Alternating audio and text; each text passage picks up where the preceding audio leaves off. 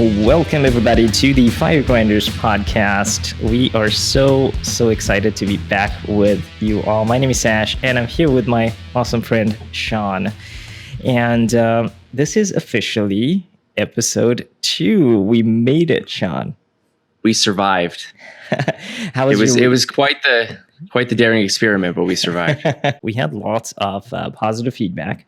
Yeah. Not only from our friends and family, which are so awesome, by the way. Thank you guys for supporting the show, but also from our followers on the different social media platforms. Really positive feedback, especially on my YouTube channel as well. And so people want us to keep this going. I certainly think this is going to be a successful show. Sean, tell me, how was your week, man? What did you get up to this week? It was good. Outside of working, got a lot of family time in. Cammie, my wife, had some family in town, and we spent the day over at a resort, swimming with the boys. Had a really good day of it. So if I look tanner, I'll take the compliment. Not a lot outside of that, though, really. How about you? Yeah, right now, I work in an educational environment, Institute of Applied Technology here, and we're in like the middle of exams and like end of year grading season, and so many grades to go through. It's crazy. It's very stressful. It sounds fun. Time right now, unfortunately, but I hope I will survive. We kind of end officially in July, and so a month of like just hardcore number crunching and just making sure all our students get through the year. That's kind of like where I'm at right now for like the whole month. And so yeah. But investment wise, I'm super excited. I'm really excited about the way things are going in terms of the investments, the crypto space as well. And so I'm excited to unpack this podcast series and talk about some fundamentals that I think people need to know. What is this episode about, by the way? What are we talking about today? So this episode, we're going to start off our investing journey, and we're going to start from the ground up. So I've always been a big believer that not everyone is ready to invest at their current space, their current financial state. And what I mean by that is there's 2 very important considerations that you should have dialed in before you are ready to launch into investments. And those 2 very important topics are going to be the next 2 episodes of Firegrinders here. So we're going to spend tonight or this morning, where Sash is, talking about the first of those 2 topics, which is, seriously, I should open the window behind me. You can see the darkness. But we're going to spend tonight talking about your emergency fund and savings and the importance of having that financial safety net in place. And then the next episode, we're going to talk about your debt position, which is also equally critical for making sure that you're in the right space, you're in the right place, you have that solid foundation laid where you can then start to invest and build wealth. Absolutely. Yeah, so I'm really excited to unpack the first episode, which is, do you really need an emergency fund before investing? So I think this is really critical. And by the way, in case you'd like to see the written version of this content, you can check out Sean's website, fightfirewithfire.net. Highly recommend it. Very valuable resource. You'll also find our podcast embedded on the site there in case you want the video and audio guide to go along with it.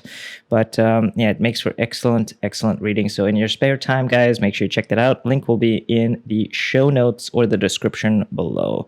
So Sean, thank you, sir. Why don't you go ahead and introduce us to this emergency fund idea? What is it? Why do we need it? And maybe just give us a little bit of a summary before we start unpacking the details. Well, spoiler alert, the name may give it away.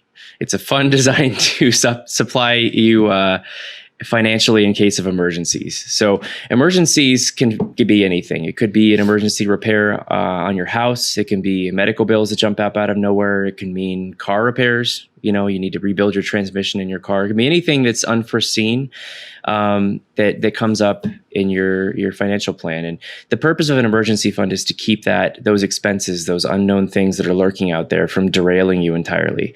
The purpose of your emergency fund is to keep you from being exposed to financial ruin. So there was an interesting statistic I read recently that the Federal Reserve did a report back in May of 2019 evaluating people's readiness in this topic, and they found that close to 40% of people wouldn't be able to meet a $400 expense without either borrowing money, selling something, or not being able to meet it completely. And that was pretty shocking to me, that close to half of Americans wouldn't be able to meet a $400 expense. I had a $400 expense last week, had a car repair come up out of nowhere. And it's shocking to me to think that 40% of people wouldn't be able to meet that without having to borrow money, put themselves deeper in debt, or sell something. So really, an emergency fund is absolutely critical. It's something that you need to have in place, so that those things are going to come along. I don't care who you are or what your circumstances are. If you own a home, if you take a bus, you're going to have unknown expenses come up out of the blue, and you don't want them to be able to wreck you. You don't want to have to lean further into debt to take care of those things. So your emergency fund is your safety net, and you can't move forward on this journey and have a solid foundation in place without having a safety net. Sure. And just to kind of like look at that statistic a little bit closer, would this primarily apply to people who live in the United States? And Yes. are we saying that 40% of people who participated in this survey do not have an emergency fund? Does the survey confirm that debt is one of the options if they don't have that emergency fund? Yeah. Essentially what it's saying is they don't have an emergency fund in place. And then if that $400 expense were to come up, they would be forced to rely on debt or sell something that they own to cover that. If they'd be able to meet it entirely. 12% said they wouldn't be able to cover the expense at all, which means they're right up against the wall. Yeah, so to sure. speak. I'm just going to do a really quick calculation for anyone listening from the UAE. So $400, oops, let's see here, $400 times 3.67. So that's about 1,400 dirhams. Wow. So that's actually not that much for us who are prepared, right. But it makes sense, completely makes sense. Crazy statistic. All right, So where do we get started? So the first thing that most people want to know is, how much do I need to have in this emergency fund? And this is an interesting question because it varies widely depending on who you are, depending on your job, depending on your circumstances. Most experts, though, as a general rule of thumb, recommend having 3 to 6 months worth of expenses set aside in something safe, in a safe place, in a place where it's liquid, which means readily accessible. 3 to 6 months generally should keep you covered. It's a good rule of thumb to shoot for. So that's generally what I recommend to people. And you can, like I said, that kind of is a wide variance. 3 to 6 months worth of expenses is a pretty big variance for some people. Yeah, so do you have would you be able to quantify it with an example?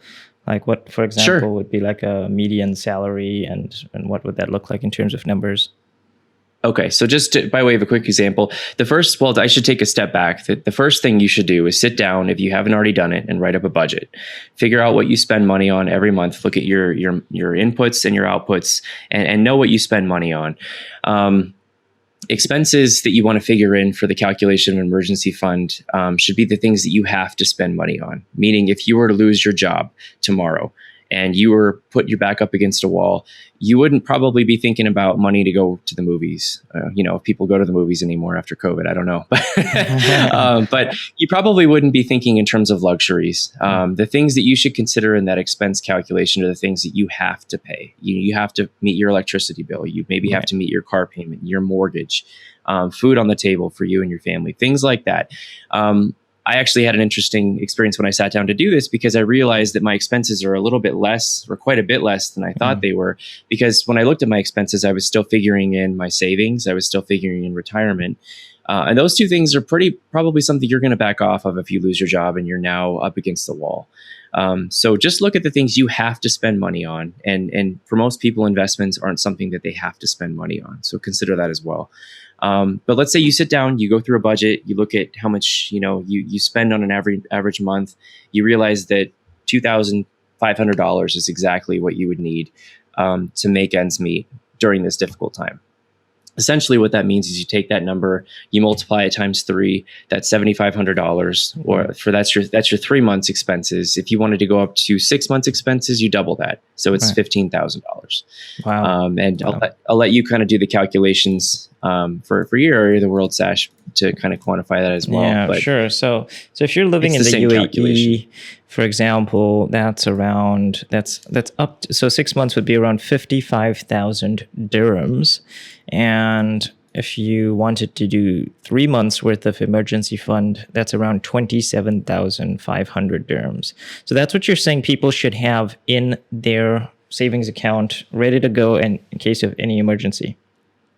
As a general rule of thumb. Yeah. And like I said, you need to look at your individual circumstances. You need to look at the job market for your particular career. If you think you can get a job, next week and you will not have a problem if it's a high demand job, or it's something that's really, really integral to society, that you're not going to have any problems picking up a job again, you could probably lean on the 3 month side of that. If you feel like you might need more time to find a job, or you might need, a considerable buffer, or honestly, risk tolerance weighs into this too. If you're the type of person that wants to have a bigger bubble and bigger safety net, lean on the 6 month side.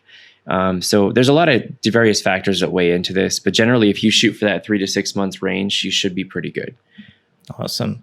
And where do people actually hold this emergency fund? Is there any specific account type that one should use? I mean, I imagine, in an emergency, you want to have direct and immediate access to that money. Yeah. So my two things, I get this question often from people, or I see people discussing it quite frequently, about the possibility of putting their emergency fund into the market, investing it, putting it out there to grow.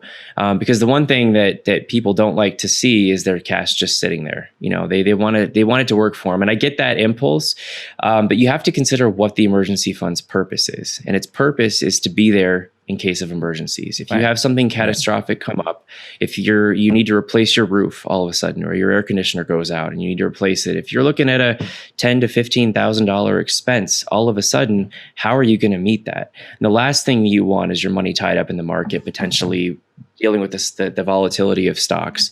And I like to point to last year as a recent example. From February to March last year, the S&P dropped 33% in a month.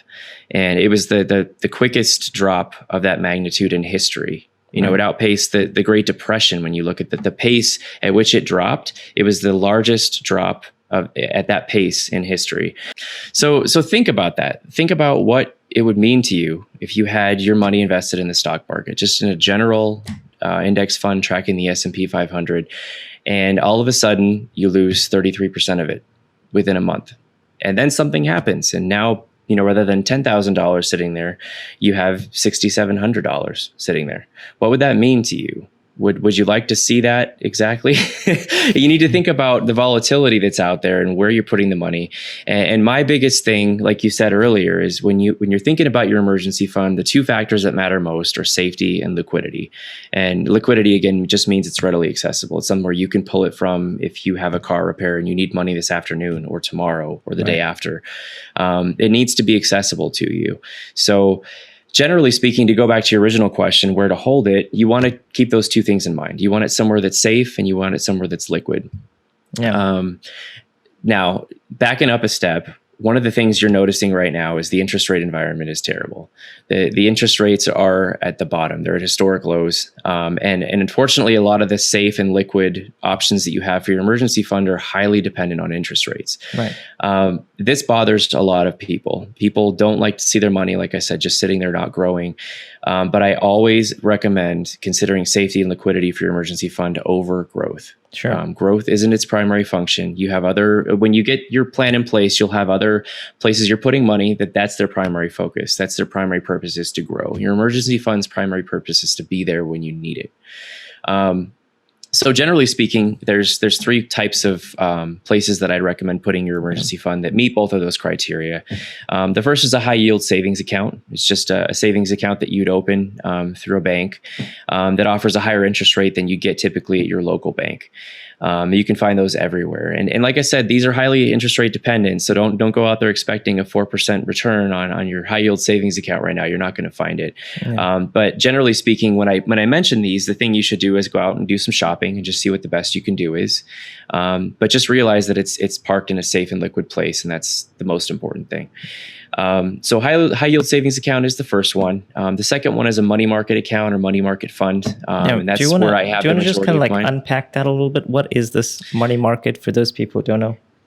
Yeah, a money market fund generally, just to put it simply, it basically invests in very short-term debt securities. Very short-term meaning, overnight or within a day or two. Generally very safe, and they're generally not FDIC insured, but in terms of safety, they're generally considered a very safe place to park your money. And you can open those at any of the major banks. You can open, or you can find money market funds, which is exactly what I use. I use Vanguard's Federal Money Market Fund. I think its ticker is VMFXX. And so I'll go over our strategy in just a second. But that's where we put the majority of ours, is in a money market fund through Vanguard. And then the third is certificates of deposit or CDs, which you've likely heard of. The thing you have to be careful with those is they have different terms. And basically what you're doing with those is you're taking the money and you're putting it with a bank for a specified period of time for a specified interest rate. And do these get the bank automatically debited from your account? You would basically deposit that into a specific account that's intended to be used for a CD. And what the bank does is, let's say you wanted to put your emergency fund of $5,000 into a CD, you'd put that in with the bank. Right. They would take it and they'd hold it for whatever the specified term is. And then at the end of that term, you'd get your money back plus the interest rate that you would be getting back. The thing with that is you have to be really careful on setting that up. Because the different terms obviously mean variance in liquidity. So if you're looking at a 1-year CD, you need to be comfortable with your money being parked somewhere for a year. So what a lot of people do is a strategy called using CD ladders. And basically what that means is you take a certain portion of your emergency fund and you put it in a very short-term CD, meaning 1 to 3 months.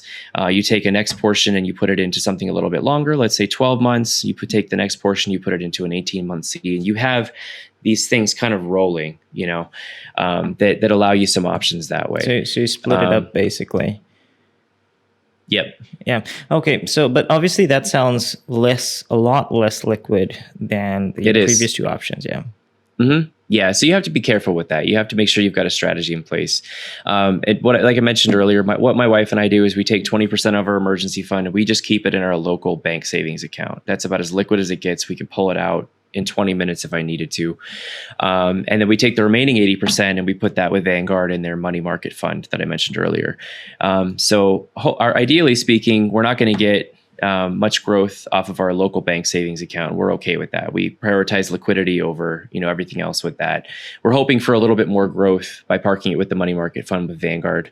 And it's, like I said, the interest rate environment out there isn't really good right now. So you have to be aware of that. But that's kind of the strategy that we've used. Sure. So yeah. And what about you, Sash? Yeah. What's been your strategy with emergency funds? Okay. So here, just to give you some context, I am an expat in the UAE, and here we have something called Sharia law. And what that basically means in simple language is that the male in the marriage relationship technically has like the highest priority, and then in terms of like finances, the female who is in that marriage relationship has lower priority. So if something happened to me, for example, my money doesn't automatically go to my wife. It would go to my nearest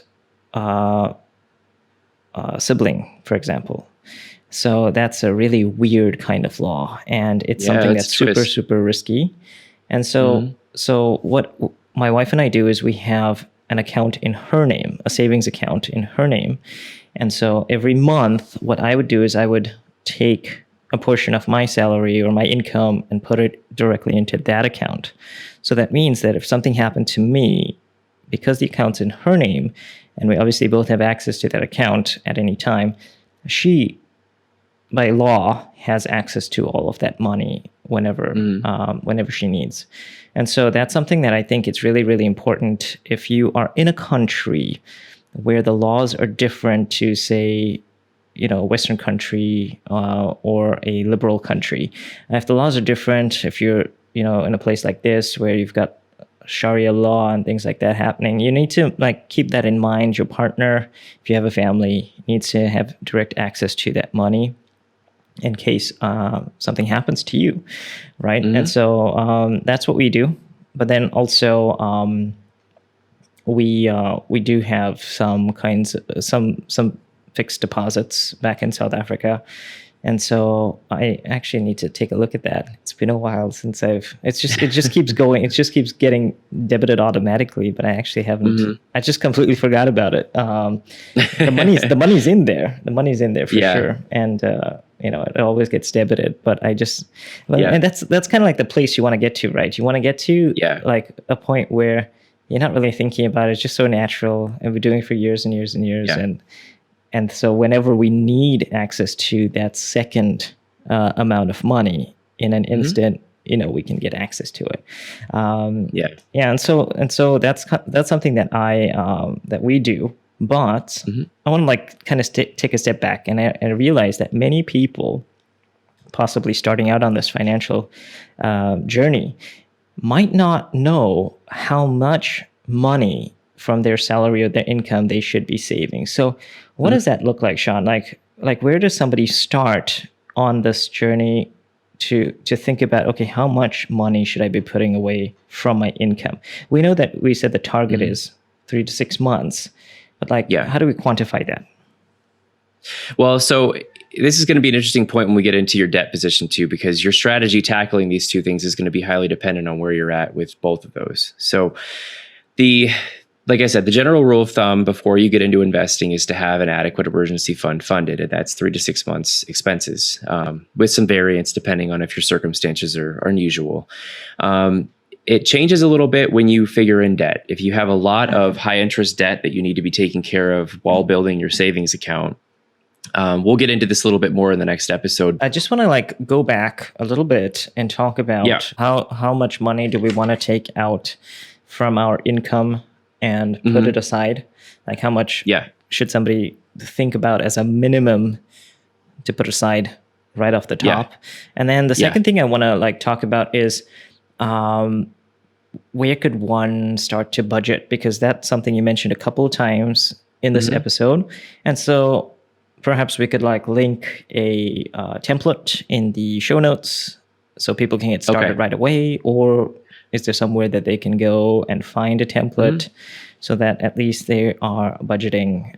So the one that I use is Dave Ramsey's software. It's called everydollar.com, and it works great for me. It's about $9 a month. You link it to your bank accounts. It pulls in all your transactions, your credit cards, your checking account, all that stuff. And then you basically just allocate those. So what you do is you start the month off by allocating your budget, and it's everydollar.com because he wants you to allocate every dollar to a specific category. So you go in and you say, I get 2 paychecks. Cami has 2 paychecks coming in. This is how much that is. And then you go down the list of all your expenses for the month and everything that way. And then as the charges actually come in, you allocate it to various categories. Sure. So it's a pretty standard template. Yeah. But I know there's some out there that like Mint or YNAB, you need a budget is another one, some app stuff. And then Personal Capital, I know has some budgeting aspects too. I just haven't tried any of those. So I've personally, I don't know enough about them to really recommend them. You know? I've personally looked at a dozen at least. Have you? Of these templates and these budgets and all that stuff. Cool. And so I'll kick it to you then. I mean, I can mention the one that I use and how it works, and then maybe kick it to you. Yeah. So again, if you're in the US and you're listening to us, what is it called? Everydollar.com?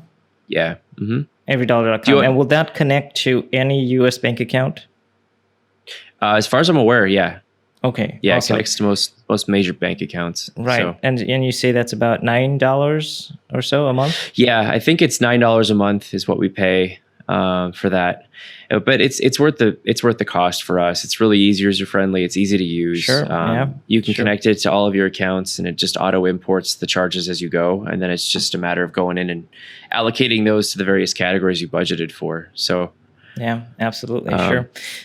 So that's awesome. So if you guys are in the US, definitely check that one out. Again, we know that not everybody would be willing to pay for a budget. Right. Yeah. And so mint.com definitely something that is quite popular. I believe they've got a free template that can connect to your bank account. There are a couple of apps on your phone and that sort of thing. Personally, because I run a business, I have both an LLC and a C corporation in the United States.